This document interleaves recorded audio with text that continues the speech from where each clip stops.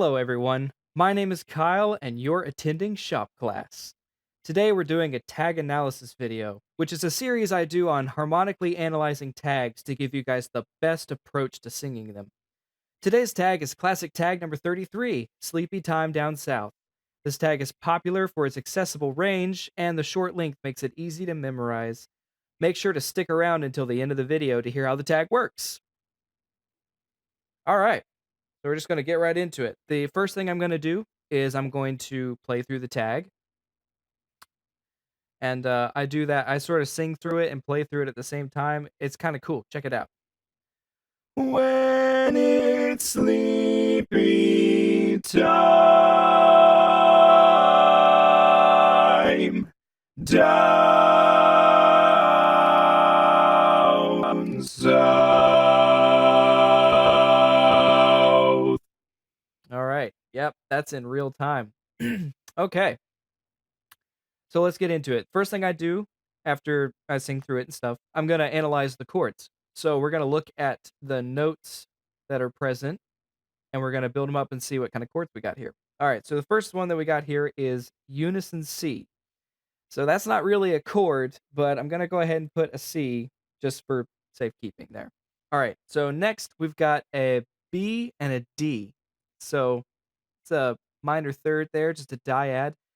It's not a chord because I don't actually have enough information to build a chord off of that. Because you could say it's the beginning of B minor. You could say it's the top half of G major, or you could say it's the top half of an E dominant 7 chord. There's a lot of options it could be. So I'm going to skip over it for now, and we'll see what other chords we got and come back to it. So this one is double A with the bass and barry on the same A C, and an E. So I'm going to say that's an A minor.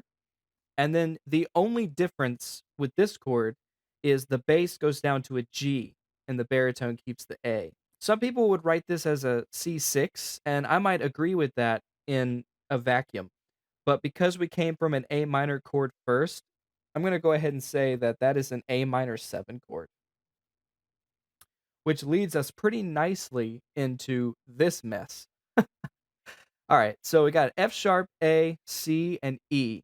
So under regular circumstances, that might be an F sharp half diminished 7.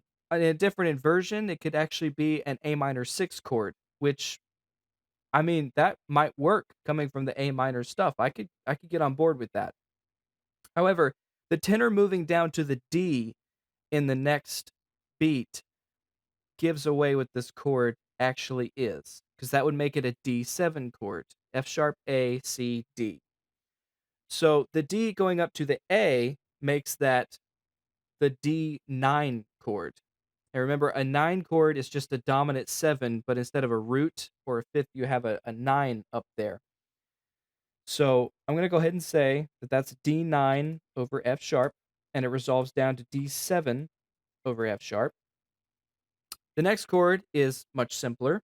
It's just an F7 chord. Got an F in the bass, A in the barry, C in the lead, and E flat in the tenor. Good old F7 chord. Now, what it resolves to, again, can be up for debate. Some people would see this next chord, F, A flat, C, and D. Many people would analyze this as an F minor 6 chord.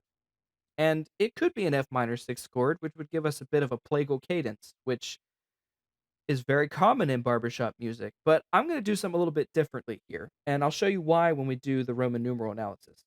I'm going to say this is a B flat rootless 9 chord, because the only note that's missing to make it that is a B flat, because you have F, A flat, and D, and then the C in the lead is the 9 of the B flat 9. So we'll run with that for now, and I'll show you how it works later. And then, of course, we end on a C chord. We end on the tonic chord in the key of C. Whew, that's a lot. All right. So those are just the chords. Oh, wait. We can't forget this guy. We've got to come back to this guy. All right. So we have to figure out a way to get from C to A minor in a way that makes sense. It's not going to be, hard to tune or something like that. The way that these notes are lining up and going into where it's going to be, I'm gonna go ahead and analyze this as a G chord over B. It's a G dyad. Just to keep things simple. Some people might have different opinions on that, and I encourage you to share those in the comments because there are multiple approaches in certain circumstances to doing this. Just telling you what I think will work the best. Okay, so now we're going to do the Roman numeral analysis. If you're unfamiliar with Roman numeral analysis, or chord symbols for that matter, I will be doing videos on that in the future to help you guys understand a little bit more of what I do in these videos. But the Roman numeral analysis, or Roman numerals in general, show functional harmony.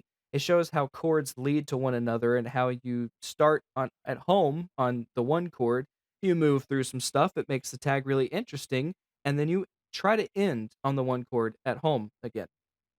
So we'll be talking a little bit about how that works in this tag, but for more in-depth, uh, reasoning on how the Roman numerals work in barbershop tags, I'll make a separate video for that.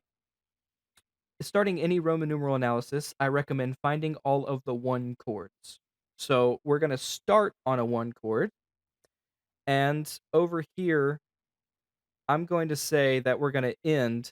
I'm going to say that we're probably going to end on the one chord. That's usually how tags work. Now we're going to try to find some other interesting chords and what would we consider landing places. So if your tag that you're analyzing has breath marks or rest, those are great places to look for these kind of chords. In this tag, we actually have a great example using a fermata.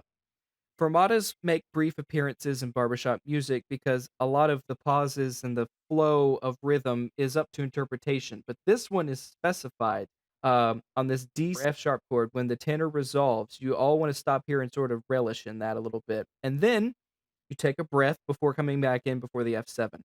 So I would consider this chord right here a great arrival point. So I'm going to go ahead and analyze it.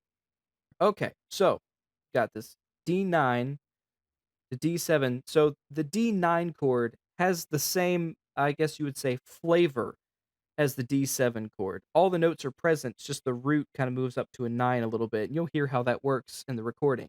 Make sure you stay until the end of the video. To keep this D7 idea here, we could go a couple different ways.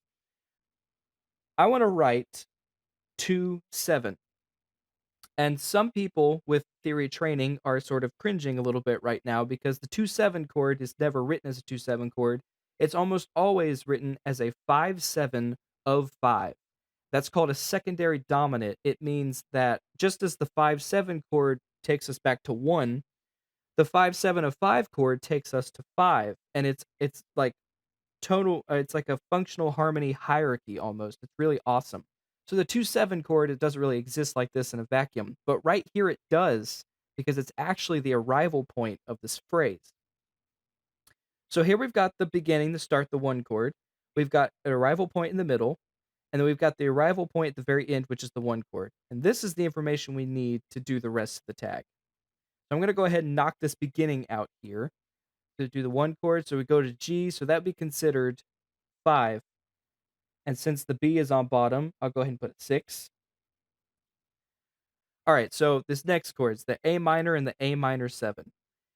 An A minor triad and an A minor 7th chord share the same tonality, not unlike barbershop 7 and barbershop 9 chords. They have the same flavor. A minor and A minor 7, there's one note change, and it has a different flavor, but it's still very much A minor. So both of these chords I'm actually going to represent with one Roman numeral. It's going to be 6.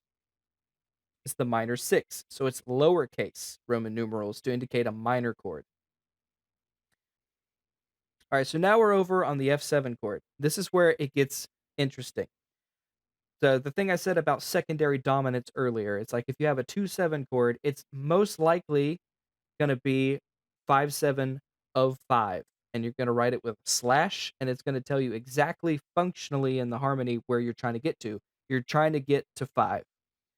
So we have actually got a secondary dominant in this tag, but we're not trying to get to 5. We're actually going to get to the flat major 7, which is the B flat minor, or the B flat 9 chord, sorry. So you ask how we're going to get there. If this F7 chord that my cursor's on right here, If that was going straight to C, straight to 1, I would write it as a 4/7. That's a pretty common barbershop cadential progression. It really is. But we go somewhere in between before we get there. And this is an even yeah, it's a pretty similar as far as how commonly it appears.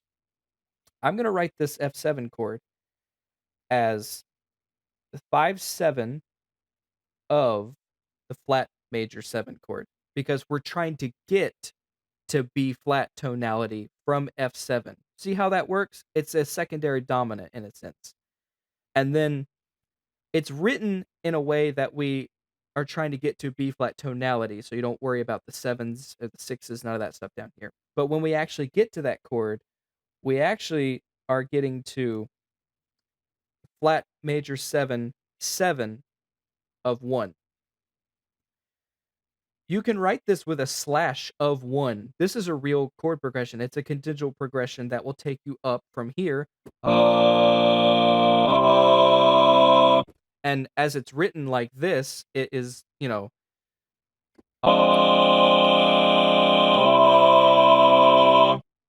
watch what happens if I sing play a B flat instead of that F. So instead of it's going to be So the other 3 notes will stay the same. So listen to the difference.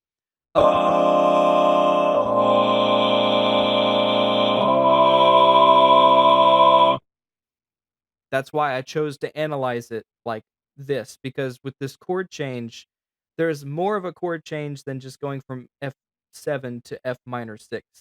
I think this is a stronger resolution, and there's something that barbershop harmony does really well is cyclic chord progressions around the circle of fifths. We're always trying to resolve around the circle of fifths in interesting ways to get back to the tonic chord.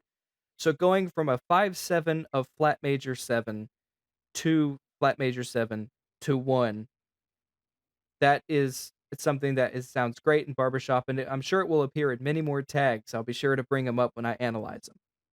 All right. Well, there you have it. Thank you so much for watching. Please don't forget to like and share this video if you enjoyed it. And if you like this sort of content, please consider subscribing to the channel. I try to upload a new tag analysis every week, and I've got other videos and content planned for the future. As promised, sit back and enjoy classic tag number 33, Sleepy Time Down South. When it's sleepy time